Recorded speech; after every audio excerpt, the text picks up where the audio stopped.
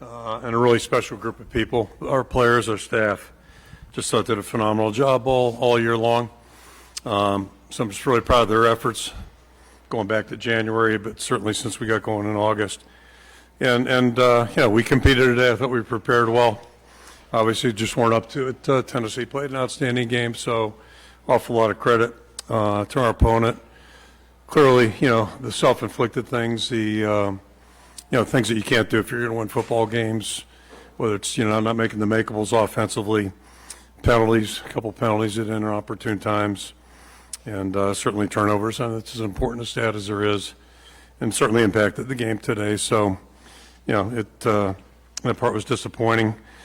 Their offense, they're really well coached, and they really present some unique challenges on the defense, or for our defensive football team. And I thought we gave up a couple drives there, but settled in, and we're doing a lot of good things there. But they're a tough challenge. There's no question about that. So, just questions about the future, all that stuff. Really not worried too much about that right now. Don't want to get too global with our thinking, but my thoughts are really with these players. And just the stories that they are, especially our senior class. It's just it's been a great group of guys, and Joe's representative of that. Stayed for a 6th year. Just hardworking guys that really care about the right things. They've been great teammates, and then these guys have been great leaders. So it's always tough when you have to say goodbye to the guys that played their final game.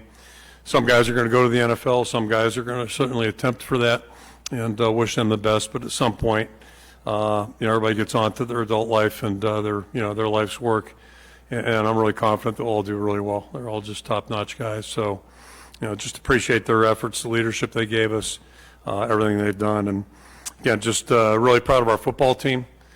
Disappointing today. It never feels good after a loss. Can't remember one. And if you do this, compete. Anytime you go out there, it could go this way. The game is humbling, always has been, always will be. But I got to just encourage everybody to step back. It's a 10-win season, Big Ten West champs. A lot of really good moments, and these guys have really overcome a lot of adversity and a lot of unique challenges. And those are things that really serve them well moving forward as they go into their adult lives. And for the guys coming back, we'll build off this. But just really proud of everybody.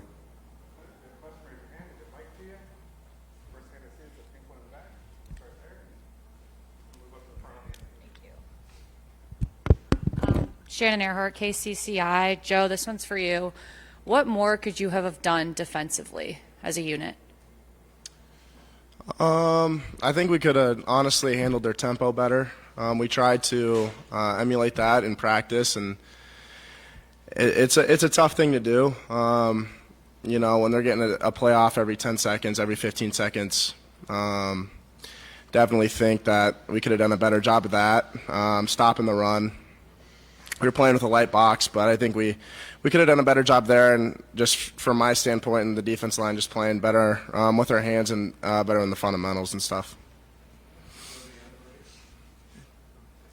Scott Docterman with The Athletic. This is for Kirk. At what point were you thinking at all about at halftime about inserting Marco Lainez into the lineup? And then what did you think of the spark that he seemed to provide for your team once he was playing? Yeah, I don't know if it's critical when we thought of it. We came into the game considering it. Marco's done a really good job. The improvement he's made, he basically started with us in August, so the improvement he's made, it's been really impressive. He's a great young guy, great attitude. So, but it's hard to practice 3 quarterbacks. He certainly got work as the season went on. But, he's still got a lot of learning to do, a lot of time in front of him and all those types of things. But, he went and competed like you'd think. He's got some things to learn. All this will be a good experience for him, something to draw upon, and doesn't burn a year of eligibility, so that's a good thing. Hey, Kurt. Chad Lice, Dakota Des Moines Register. Just following up on Scott's question. Just what you said there, you thought about playing Marco in this game or thought about starting him in this game? Or No, not starting, no. Okay. He's practiced well. So, you think about that with all your guys. We played a couple of young backs a little bit today, and I think about all the guys. But, obviously we felt our best chance to win because we started Deacon and played Deacon the majority of the game. We thought they gave us our best chance to win. At some point, you just felt like making a change would be the best thing. So that's what always drives every personnel decision. Hey, Joe. Elliot Clough, Rivals. With a quarterback like Nico, obviously he's well-regarded, 5-star coming in. What kind of challenges did he present in terms of the fact of just how mobile he was? And then to follow that up, Kirk, speaking about Marco, did you like that added dynamic he brought in terms of the mobility there as well? Yeah, he definitely presented a lot of challenges. Just, I mean, you talk about, when you have to defend, too fast, it's, whether it be in the passing game or the running game, it's definitely a lot tougher. And he's a very mobile guy, and you were able to see that today. So, I mean, hats off to them, hats off to their team. They played a really well game. Hi, Kirk. John Steppe. Oh, sorry. You want me to finish that question too about, anybody can run at any position. It's a good thing. But, again, he's a young player. He's got a lot to learn. And, he's got a good future. He's got good throwing skills, running skills. But just, Deacon's obviously got a lot of experience through this season. Deacon's done a lot of good things for us, so that was kind of the decision. But we'll let everybody compete in the spring, see where it all goes. Hi, Kirk. John Steppe, Cedar Rapids Gazette. I think this is now 14 scoreless quarters against ranked opponents. What do you attribute that to? I got to apologize. My right ear still hasn't popped since we landed. Got some sinus stuff going on, apparently. But I'm So it's about, I believe it's 14 quarters that you've been scoreless against ranked opponents. What do you attribute that kind of consistent problem from this year, last year? What do you really attribute that to offensively? I think offense is pretty complicated. It's a team effort. I'll just say this, and again, I don't want to get too global on things. We've played some top 10 teams. We've been a top 10 team. So I think we know what it takes and what's required. Typically for us, at least the last 25 years, everything's got to work together. And certainly it didn't, and didn't today. It's pretty obvious out there. But usually, whether it's this year or 1999, if you turn the ball over, if you have negative yardage plays, if you don't make the makeable plays, it's going to be tough unless you just got great personnel. So, that's just kind of the nature of football. So it starts with those things, and then, but obviously the players and the experience all factors into that. But I mean, we've played at that level. We've played teams at that level. We've beaten teams at that level. So it's not like this is, we're talking about something, none of us are aware of. We just got to get better, and we will. That's the plan. We'll start that work in about 2 weeks.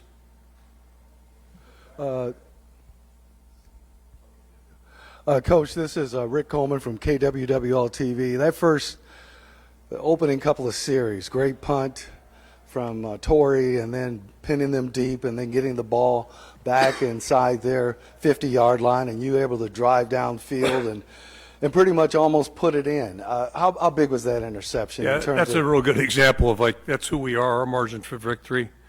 At least this year has been really tough. It's pretty much been that way for 20-some years.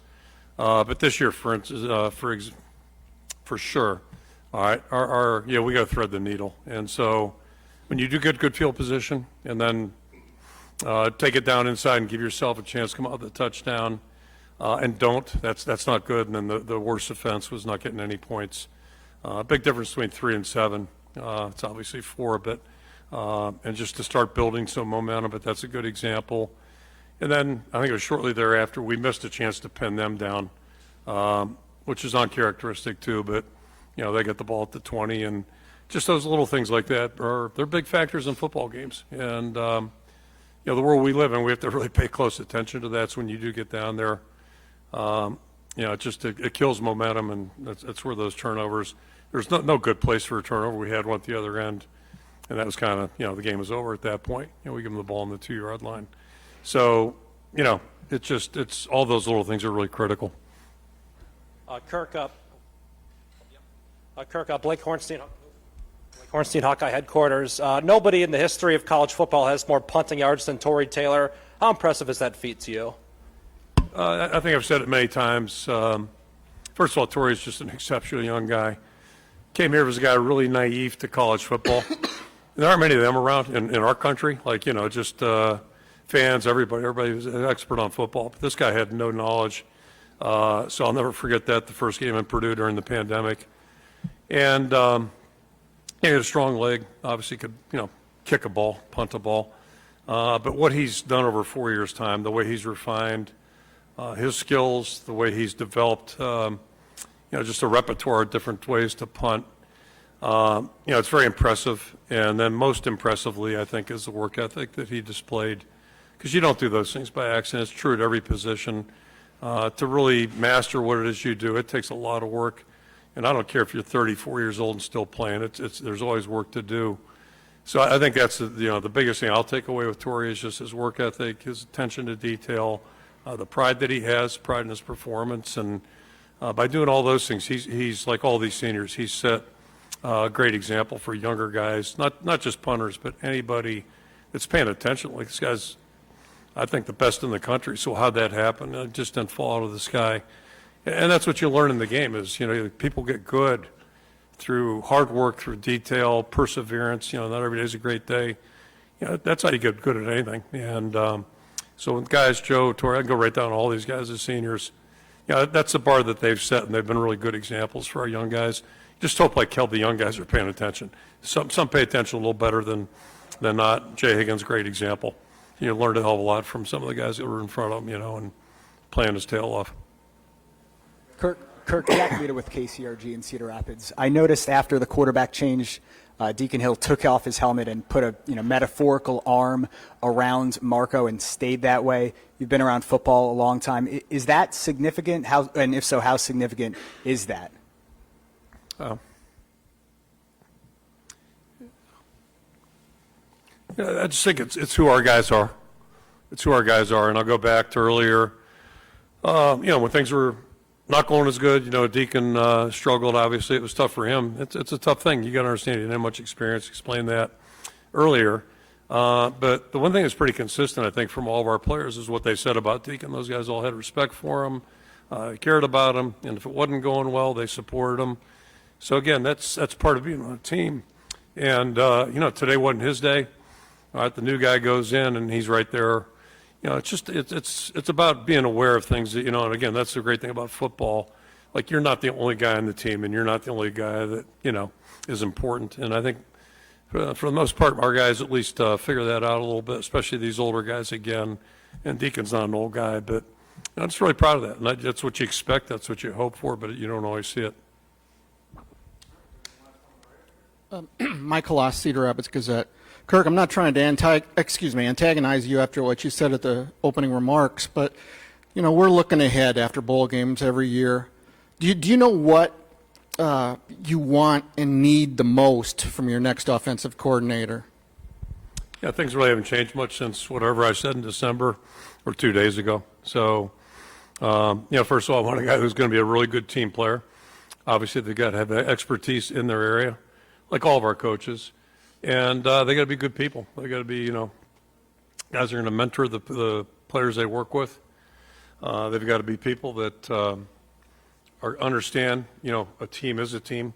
And I go back to my time in the 80s, the thing that made Iowa so special. I came from a place where we had ultra talent. We coached a national championship team down to number 2. And I'll say that. I'll go on record saying that one. Mainly because we had phenomenal players. Marino, go right down the list. Phenomenal players, but had dysfunctional coaching staff. A lot of guys worried about themselves and their profession or their careers, all that stuff. I came down in 81, Willie off the pickle boat, and it's like just the opposite. We had, talent, but not the kind of talent we had at Pitt. We had a staff that was just unbelievably cohesive. And, the bottom line is guys all cared about one thing, the players they coached and the team being successful. So, that's what the game's about. That was as good a 9 years of my life as I've had being on that staff. And so when I came back here 25 years ago, one goal I had was trying to get people, good coaches, but people that, and a couple of experts killed me on our first staff, right? Joe Philbin, Norton Parker, Vanderbilt, all that stuff. And, you try to hire the right people, that's all. And then everybody's got to work together and you move forward. And what we do is not rocket science. Again, we're not saving lives or any of that stuff. We're coaching football. But how they are in front of the players, critical. How they are with each other, critical. And obviously, they got to be great representatives of our university. We coach in college, not an NFL team, so there's responsibility there too. You know, what you do in the community, go right down the list. That stuff is important.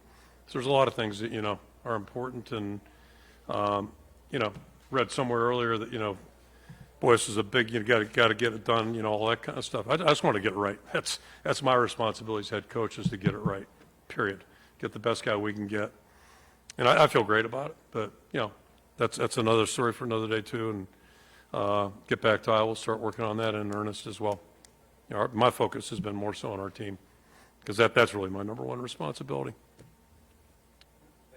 Hate to keep saying me or I, but anyway, you get the idea. Okay, thanks.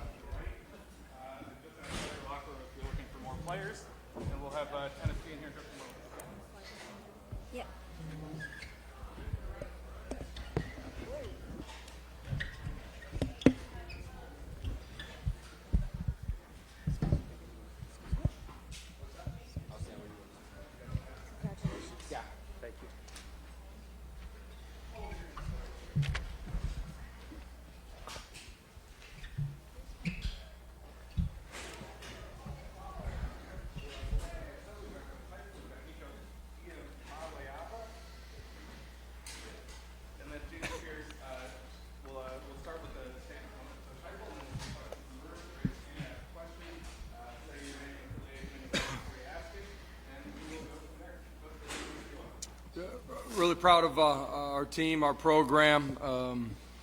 You know, I thought it during the course of our preparation, but they were very intentional, focused. When they went in the meeting room, went on the practice field, they were engaged and they competed hard. That was true in our preparation back home. It was true while we were here.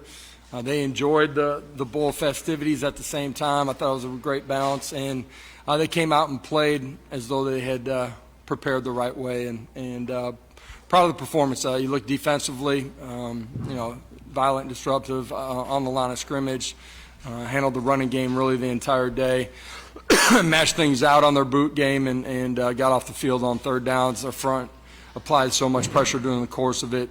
James did an unbelievable job the entire day. Obviously, everybody saw the big pick, but he was in the backfield, made it uncomfortable for the quarterback all day long. And offensively, efficient enough. You know, Nico played really well. First-time starter. There was nothing that was too big for him. Never got rattled. Very composed, in control, communication, controlling the run game. Just did an unbelievable job, decision-making, and then made plays with his feet as well. End of the day, we played all three phases well together. That was a challenge for us going into this one. That's a really good football team that we played today. That's had a tremendous amount of success this season, but over coach's tenure, I got a great amount of respect for who he is and how he conducts his program. But a great way to finish the 23 season and to kick off the 24.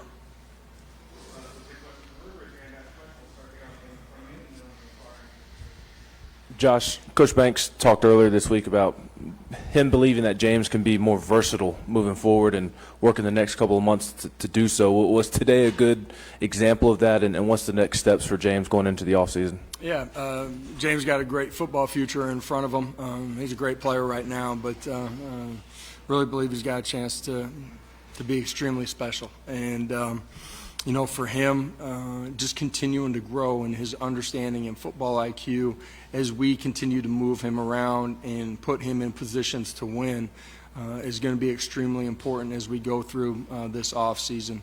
He's dynamic. You know, he's got multiple moves to affect the quarterback, but there's still growth in some of those fundamentals, and can continue to grow in you know, how he defends the run, and he's doing that well. But there's still some growth there, and I say all of that.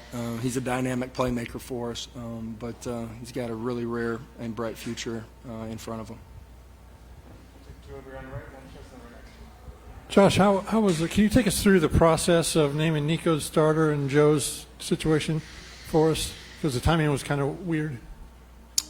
Why was the timing weird? Just because it was Wednesday and the bowl game's coming up. Wednesday? I'm not following that timeline No, at Joe's all. announcement to go to the NFL was Wednesday, I believe. When we got down here? Yeah.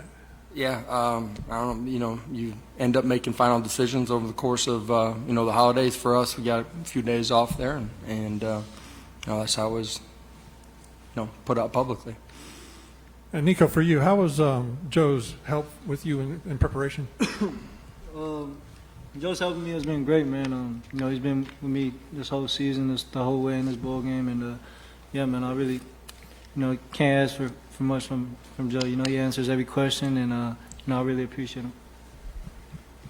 Josh, I know you already knew what you had in Nico. You'd seen him in practice a lot more than we had, but seeing him in a full game perform like that, how does that impact your outlook in the offseason of what you guys can do with him offensively? Believe he's going to be a great dynamic playmaker, and know that. I thought he handled himself really composed all day long. Subtle things of breaking the huddle, communication inside of the huddle, controlling the run game. His eyes were in the right place. Great to see a young guy go out and perform in that way in his first career start. There's a lot of things that Nico can continue to grow and will continue to grow in. The challenge early in the football game was the talent of the guys playing at a really high level around him too. I didn't think we played as well as we were capable at times around him. But we got great confidence in him and in that quarterback room. We got great confidence in our young players. A lot of guys got an opportunity to play, a lot more football today than they had, and a lot of them played extremely well. But it also showed some things where they got an opportunity to grow and how those things impact how the game unfolds. And I'm really excited about who's in that locker room, who's coming back, and where we have an opportunity to go in 24. David Pascal from Chattanooga. James, when you think about some of the quarterbacks you faced with Milroe, Brady Cook, some of the elusiveness that they have, it seemed like today you were just able to tee off and their quarterback wasn't quite as mobile. How much did y'all kind of sense that coming in, and how much fun was that, just getting to the quarterback as many times as you did today? It's always a lot of fun to get to the quarterback, but he back there, I got a job to do. Got to beat the man up front and get to the quarterback somehow. It's a lot of fun for me when he gets to the quarterback too. Christian Proscia, New Era Prep. Nico, to piggyback off of what Coach said, you haven't played a full 60-minute game of football in a little bit. How did it feel being able to go back out there and compete today? Felt great, man. Finally to play a whole game. I haven't done that in a while, so it felt good to get back out there and get my feet wet. But yeah, man, I'm just proud of the guys and how they played. The defense played, a tremendous game, and O-line did good, receivers did good. And I still think there's a lot of room for us to get better. Hi, Josh. Alex Walker with Channel 9 in Orlando. You've won a lot of games in this city. To come back to Orlando and lead Tennessee to a win here, does that have added importance, a place that means so much to you and your family? Yes. It does mean a lot to come back to this city after being gone for 3 years. We've absolutely loved calling the city of Orlando home. So many relationships inside of that athletic and university administration, the student athletes, and then people in the community that have helped us on our journey together, and got an opportunity. I've said it multiple times, but to see a lot of our former players. It does mean something to come back into a place that you called home, and you want to perform well and you want to win. And I'm extremely proud of our staff and this entire football program for the way that they handled the entire month and to come out and perform the way they did today. Nico, at what point in the year did the red shirt conversation kind of start for you, and kind of what was your reaction to that kind of being your path for year one? You talking to me? Yeah, I'm sorry, Nico, yeah.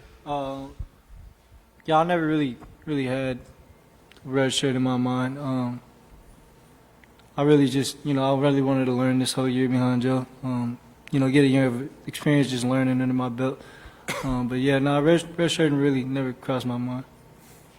End of the day, for the quarterbacks, and the guys at every position, you know, you don't have a, like, listen, you are strictly going to redshirt and won't play in anything other than the 4 games until you're on the very end of the season because of, you know, the way the game unfolds and the injuries that take place. And, you know, Nico's been one play away the entire season from having to carry the load the rest of the way home, you know, and you just continue to fight and grow as a competitor. I'm really pleased and proud of the way that he has handled his preparation every single week. And I think he's gotten better throughout the course of the season and understanding the urgency in that preparation. That's a huge part of the reason he went out and played the way he did today.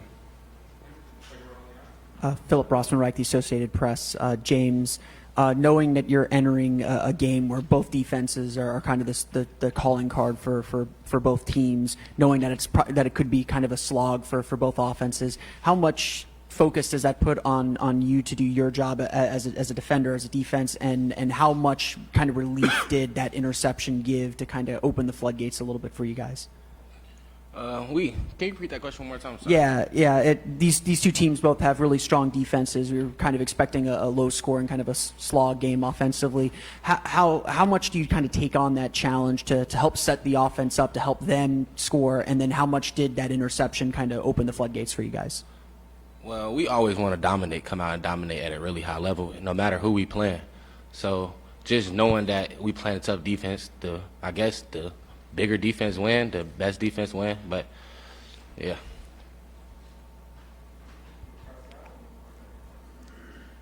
Nico, you looked very calm out there today. How excited are you for next season after you get a full off season to develop with the offense, and what can fans expect? Really excited, man. You know, we built a great team around us, great coaching staff, and you know, I really think sky's the limit for this team. It's on us to go out there and get it done.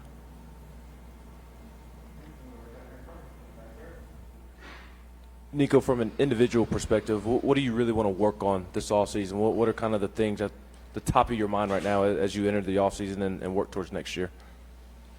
Right now, I have not thought about that yet. I really just been soaking up this dub we just got. But, you know, there's a lot of stuff I want to work on. Not at the top of my head right now. I'm still thinking about the win we just had. So.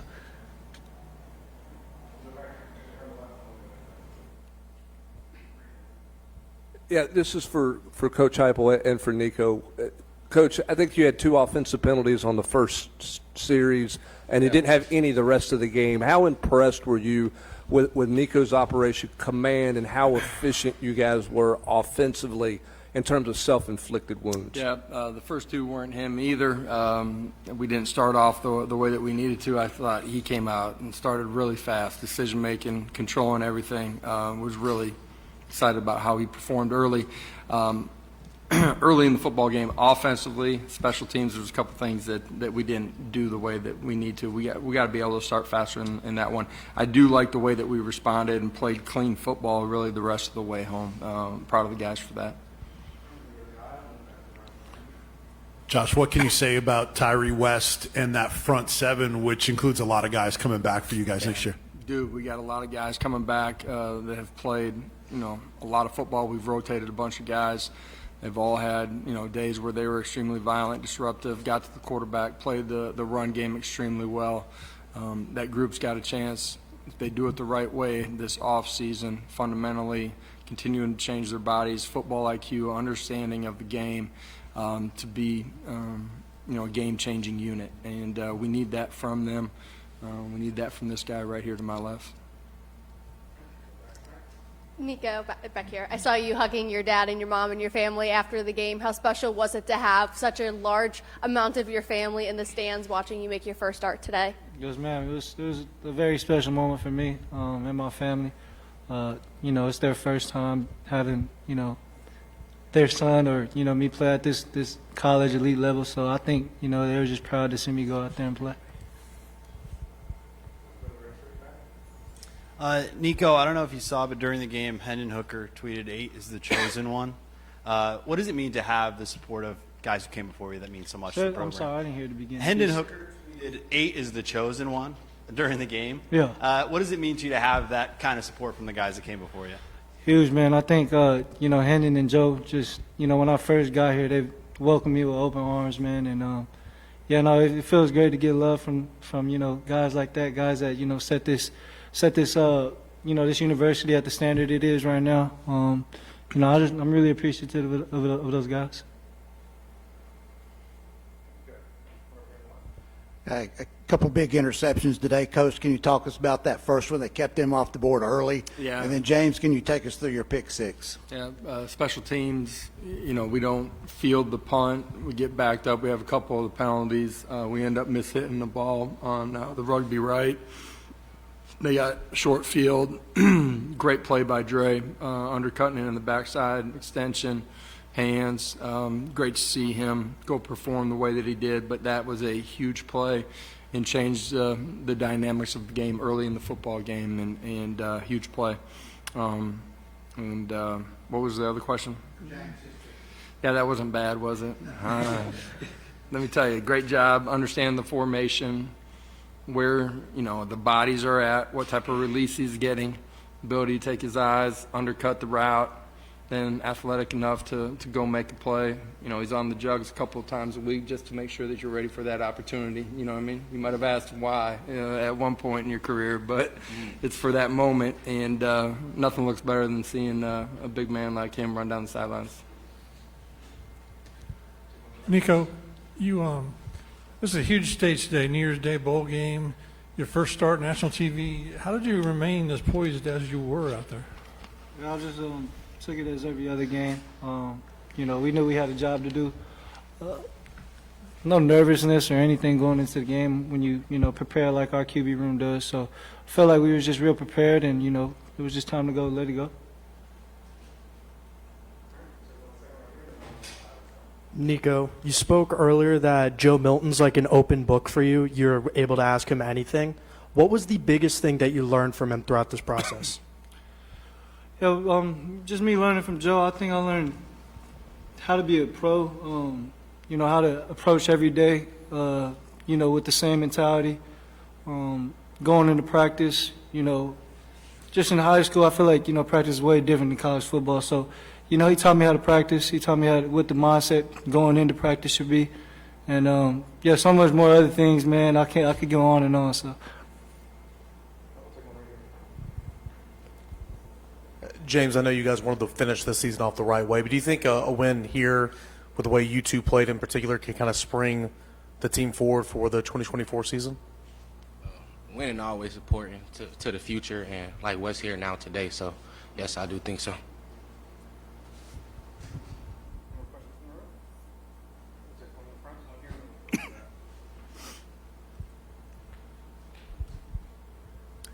Coach Heupel, yesterday you had mentioned there were some elements of the season that didn't go as well as you would have liked, and you come out today. Outcomes, yeah. Yeah, you come out today, deliver a big win against a conference runner-up. What kind of a statement does that make for the program? It's the finish to a 23 season. It's the kickoff to 24. I think it speaks to the culture that we have inside of our building, our locker room. It speaks to the type of competitors that we have that, buckle their chin straps, that wear a power tee on the side of their helmet. You look at all the young guys that got, so many meaningful snaps today. I think it speaks to the future being extremely bright. There's a lot of things that we're going to need to reset and grow from when they come back in January. Every season, starts over, but it's a group that I love being around, and if we can continue to be great teammates that care about the people around us more than we care about, ourselves, if we can pour into each other, compete extremely hard every single day while having as much fun as we possibly can, the future's extremely bright, and the challenge is great. The standard is to win championships at Tennessee. Nobody shies away from that. We got to continue to grow to put ourselves in a position to go do that. Nico, do you have any quarterbacks that you model your game after, or any role models? And then I also want to know why you chose Tennessee. Yeah, I watched, a lot of guys try and take, a piece of their game and add it to mine. Some of the main guys are like, I watch Joe Milton every day. Just his pocket presence and the way he's able to deliver the ball from, anywhere, and, he has a cannon. So just learning from his game. I take a lot from Bryce Young and, Lamar Jackson, their game too. So I think it's just a mix, Josh Allen. And, you know, the reason I chose this university, man, is, you know, first of all, I think the whole coaching staff is, you know, one of the top coaching staffs in the nation. You know, they really welcomed me with open arms. I felt like I was at home every time I took a visit. And I never felt no fake love, man. I really felt like they were real with me from day one. And yeah, you know, other than that, I think just the fans. I love the fans, the culture here. And yeah, that's pretty much why I chose it. I'm going to have to get him to start watching my film in the off season too. I was watch Coach Hawkeyes old clips. You know, it's kind of like black because they ain't got that. You ain't got black and white. They ain't got the black and white film up, man. man. Appreciate you. Thank guys. y'all.